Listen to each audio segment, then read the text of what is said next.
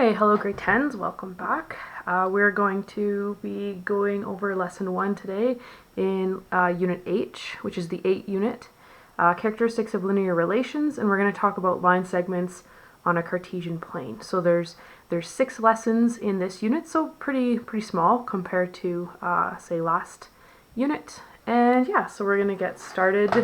We're going to be talking a lot about slope and different formulas, the distance formula, which you might remember from science, midpoint of a line, slope of a line, slope formula, and then we'll talk about parallel and perpendicular lines. So we're going to get started on page 495. So we just start off with a review of what we're going to be talking about. So I'm just going to read this off. Feel free to highlight as you go through. So a linear relation, by definition, is a relation whose graph is represented by a straight line. So those lines could be horizontal, perpendicular, oblique, etc. The line could be infinite or finite. So infinite means I would have arrows indicating that they're going on forever, or maybe I have those coordinate points. Okay. And then domain and range is also going to come back into play. So the domain, remember, is all the x values, and the range would be the y values. So, y. So domain and range is something that's going to keep coming up in all types of relations and equations. So definitely something worth committing to memory. So in some cases, we're only interested in a portion of the line. This would be called the line segment, so like when I had the 2 coordinate points ending it. We've already studied some of the characteristics, so intercepts, domain and range. In this unit, we're gonna focus more on those line segments. So the length, midpoint, slope. We've talked about slope before. It came up in Math 15, and you would have discussed it in Science 10, so we'll kind of continue on from there. We demonstrate an understanding of slope with respect to rise and run, the slope formula itself, and then just talking about it with rate of change, which this is usually how it comes up in word problems or in science. Okay, and rate of change is usually with respect to time, something to note with respect to time. That comes up in science a lot. And then, like I said, we're going to discuss parallel and perpendicular lines. Okay, so that's what we're going to learn in the unit. Now into the lesson 1, we're going to focus on line segments. So definition right here, a line segment is the portion of a line between 2 points. If the endpoints of the line segment are A and B, then we refer to that line segment, refer to it as line segment AB. So just capital AB right together. Sometimes there's a line drawn over top, but both of these are synonymous. Okay? All right, so a length of horizontal line segment. So first thing you need to know is that horizontal means left to right. The horizon, okay, is horizontal. Okay, so we're going to count the length of the AB. So we literally just have to count these. I'm just going to scooch this over a little bit, maybe. There we go. Okay, so we would count, so first we would check out what the scale is. Sometimes it goes up by 2s or 5s maybe. We can see here if this is 5, that means each one of these is 1. So then now we can count, okay, 1, 2, 3, 4, 5, 6. So the length of AB is 6. Okay, so you can pause me here and I want you to do CD and EF. Okay, I'm going to assume you're unpaused now. So CD is 10. And EF is 7. Okay, so that was pretty easy, right? So now let's talk about coordinates. So coordinates will always go X and then Y. Okay, so for line segment AB, coordinate point A, if I see, is going to be right there. Okay, so then I can just count from the origin. I go 2 over, and I go 2, 4, 6, 8 up. So that means that my coordinate point is 2 and 8. And if I go ahead and do B, so obviously it's going to go up the same amount, but then counting from 5, 6, 7, 8, and then up 8, okay, will be 8 and 8. Okay, so go ahead and pause me here, and I want you to write out the coordinate points for each one of these, and then you can unpause me. Okay, so hopefully you did that and you didn't just wait for me to go through this. It's honestly much better if you do try to engage in these as much as possible. You will retain much more information. Okay, so I'll just give you a second to double check those, and maybe if you made a small error, fix it. Okay? All right, let's go to the difference. So anytime you see the word difference in math, that means subtraction, okay, which you can see right here. So the difference in the x-coordinates for the first line, okay, so the difference in the x-coordinates are between these two, which is going to be between, if I go like this, okay, those are the x-coordinates. So 8 minus 2 is going to be 6, okay? And then we would just have to subtract each one of those. Okay, so pause and calculate these. Okay, so when you subtracted, these ones are negative, so remember if you subtract a negative, that's going to turn into addition. So for these answers, you should have gotten 10 and 7. Okay? All right, and so then the last part here, or part D anyway, how can the coordinates of the endpoints of horizontal line segments be used to find the length of the line segment? Okay, well if you subtract the x-coordinate from each end, you get the total amount. So I'll just write this down here. Subtract the left and right x-coordinates to get the length of the line segment. And I'm going to put horizontal line segment because you can't do this segment. You can only do it this way if it is indeed a horizontal line. Okay? All right. So pause me here if you need to have a look-see over. Otherwise, we're going to go to this next page. And I'm just going to get the camera right. Maybe. Kind of. Okay. So line segment AB has endpoints 2, 8 and negative 5, 8. So we don't have a visual now, we just have the coordinate points, but we know, okay, see how there's the same y coordinate? That means that it's just going to be a horizontal line. Okay, so since this is horizontal, line segment, okay, all I need to do to find the length is subtract the 2 points. Okay, so XA minus XB. There's XA, so 2, minus XB, negative 5. So now here's where I would use brackets. Okay, 2 minus negative 5. Well, that's going to be 2 plus, so that's going to be 7. Okay? So now here, kicking it up a notch, now we've got some more variables here. So this is still representing my x-coordinate. There's my other x-coordinate. And the fact that my y-coordinates are the same, that's telling me that it's a horizontal line. Which means I can use the same process here. So the length is going to still be equal to XA minus XB. Okay, XA is A minus 2. Okay, subtract, and I'm going to use brackets, A plus 4. Now don't forget your distributive properties. That negative is going to go to the A and the 4. So it's going to essentially be A minus 2 and then minus A minus 4. And then I can combine like terms. A minus A, okay, well that disappears, that's nothing. And then negative 2 minus 4 is going to give me negative 6. Now, can I have a negative length? No. Okay, so my length is going to be 6 itself. If you had done another way of thinking about this, okay, if you ever get a negative and you're like, what? Okay, just know that for length it's going to be positive, but if we had done, say, a plus 4 minus a minus 2, okay, so if I had done it the other way around, which is completely fine, my a's would still cancel out, and then I'd have 4, so minus minus 2 is going to be 4 plus 2, which is going to give me 6. So if that makes more sense, you know, to you, then good.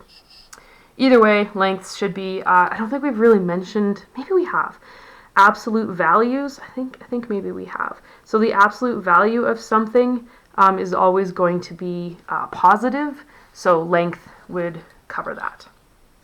Okie dokie. So now let's talk about vertical line segments. So for vertical line segments, okay, so if we look at this one here, we see that the x coordinates are all the same, as opposed to the y coordinates being all the same. So we're going to do this. You can pause me here and write out the units and the coordinate points, because that's definitely something that you should be able to do at this point. So you can pause me here.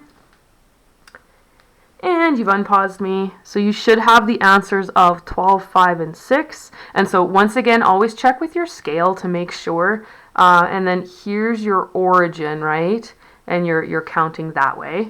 Okay, so 12, 5, and 6. And then your coordinate point, so G is down here. So you went over 3, so that's negative 3. And then you went down 8, so that's going to be negative 8. And then up here, so you still went over 3. And then you went up 4. Okay, and so hopefully you've written these down and are not just copying my answers. Definitely one of the base skills that you need is writing out coordinate points. Okay. So we're going to do the same type of thing. So the difference in the y coordinates now, because of course it doesn't make any sense for us to be calculating horizontal because there is none. We want to know the length of this line segment. So that means that we care about now the difference in the y coordinates. So those two. All right. So if we have the difference between YH, okay, that's going to be 4 minus negative 8. Okay, that's going to be 4 plus 8 is 12. So now, again, if you had done them the other way, G minus H, you would have just gotten a negative number, which then you would have recognized, oh, I've got to have a positive length. Okay, subtract 7 and 2, you get 5. Subtract negative 2 and negative 8, and you get 6. Okay? All right, obviously we could have also just counted, well, we did that here, right? We count them down, but sometimes, what if you had some coordinate points that were like, I don't know, like negative 8.5 and 4.36, then you would just want to subtract. Okay, so same question, how can the coordinates of the endpoints of a vertical line segment be used to find the length? Okay, so you find the length, let's write it this way this time, vertical, okay, is equal to the difference, okay, so subtract, okay, or the word difference, those coordinate points. Okay, all right, so let's do, oh, why, okay, good. It paused for a second. I hope that I'm just gonna see if this is still going. Oh my gosh, I don't know if it's still going. Ah! Yeah, I think it's still going. Okay, here's hoping. Okay, so class example 2, line segment RS has these endpoints. So once again, without it telling me what type of a line it is, I can see that it's vertical because the x coordinates are the same. So I know in order to find the distance of the length, okay, or sorry, I should say the amount of the length, I need to know the distance between those two y coordinate points. So length of a vertical line is going to be that, so let's say negative 4, subtract negative 9, negative 4 plus 9 gives me 5. Okay, and then for this one here, it's very similar to what we did before. So the A's, that's just telling us that it's a vertical line. And it's these ones that we care about. So we're still going to subtract them. So why don't you pause me here and try this one on your own. And then we'll come back and put the answer. Alright, so length of vertical YA minus YB, or I guess this is P and Q, hey? P, Q. So then P is going to be B minus, and Q is B plus 10. So the B's cancel out, and I would get negative 10, but remember I need the absolute value of it. That's how I would write it. So my length is 10. Okay? We go through absolute value a little bit more in next year too, and then a little bit more in 30-1. Not so much in the -2 stream, but still good to know. All right, good old Pythagorean theorem. This is pretty much everyone's bag, so I won't spend too much time on it, but a squared plus b squared is equal to c squared. Everybody can usually tell me that, but you also need to be able to state, okay, well, the square of a side length added to the square of the other side length will be equal to the square of the hypotenuse. This is only true for right triangles, okay? You can only use Pythagorean theorem for a right triangle, which once again matters more in next year in 20-1 and 20-2. We'll look at the different types of triangles. Anywho, so say, just another review, if I wanted to solve for, say, b, okay, so then I would subtract a squared, like that, and then in order to get just plain old b, I would need to take the square root of the difference of that. Okay, so just a reminder, of course we've done lots of that. Okay, so now it's asking us, because we don't have just vertical or just horizontal lines, we've got oblique lines like that. We're going to use Pythagorean theorem to determine the length of the line segments. Okay, so easy way to do that is to make a triangle. And of course, what kind of triangle? Yes, that's right, a right triangle. And I'm going to try to draw this as nice as possible. That was not my best triangle. I forgive myself. Okay, so starting off here, let's do, so this is, let's call this, I don't know, point P for both of these. This one we'll call Q. Okay, so triangle, right triangle, A, B, P. Okay, so first off, I want to know the distances. So length AP and BP. AP here, I would count down and I'd get 10. BP counting over, I get 4. So I'm just literally counting those spaces. So then looking at this distance, okay, so AP squared plus BP squared is going to give me AB squared. So then 10 squared plus 4 squared is equal to AB squared. And then that's going to be 116. Okay, so 116, right? And then the square root of that will be equal to AB. And then here's where this piece of information comes in. If you're not sure, always reread the question. It's probably going to tell you exact value, which means we are not just going to plug this into our calculator and round. Okay, it would tell us. So this is the second part. So and as a decimal to the nearest tenth, so that's going to be part of it, but we still need to do the simplifying of the radical first. So you would go through and you're like, okay, well, what perfect square goes into 116? So take a second, think about it, pause me. Okay, and so you should have come up with 4 is the biggest perfect square. Okay, so we'd have the square root of 4 times the square root of 29 is equal to the square root of 116. Then I can evaluate. And that's what my final answer would be for the exact value. Exact. And then I would put this in, I would just put in the square root of 116 into my calculator and round it to, what does it say, nearest tenth, so that's 1 decimal place. Rounded.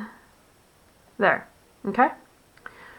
Alright, so that's how you do it. So I want you to pause me, and I want you to do triangle CQD. Alright? And then you can unpause me and I'll go through it. But do it on your own first, please. Okay, so I'm going to assume that you've paused me.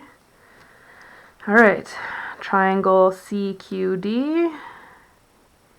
CQ, DQ, DQ. So then CQ I would count down and there'd be 8, DQ was 4. So then once again I've got CQ squared plus DQ squared is going to be equal to CD squared. So it's always going to be equal to the square of the hypotenuse. And then I just go ahead and plug-a-roo that in. 8 squared is 64, plus 16 gives me 80. And then I don't want the squared, so I'm going to square root both sides, which means I'm going to have just CD is equal to the square root of 80. Then you'd ask yourself, okay, what is the greatest perfect square that is a factor of 80? And you should have come up with 16 is the greatest perfect square, and then 5 left over. So then when we evaluate it, you get 4 square root 5. And then so that's, once again, that's the exact answer. And then the rounded, you would put that into your calculator and it's to the nearest tenth, would be 8.9. And of course, if there were any units, you would specify that they're centimeters, blah, blah, blah. Okay, so you guys can pause this and work on questions 1 to 11. You don't have to do them all right now, but maybe like every other one, okay? And then unpause me when you're ready. Oh, hey, we're done. I thought maybe there was more. Haha, just kidding. Okay, so there you go. That's the first lesson. So basically a whole lot of simple math with just subtraction, but very important that you know your coordinate points and how to read them. Make sure that you're always going X and then Y. That will always be true. Okay, and then just a little bit of a review on Pythagorean theorem. All right, peace out.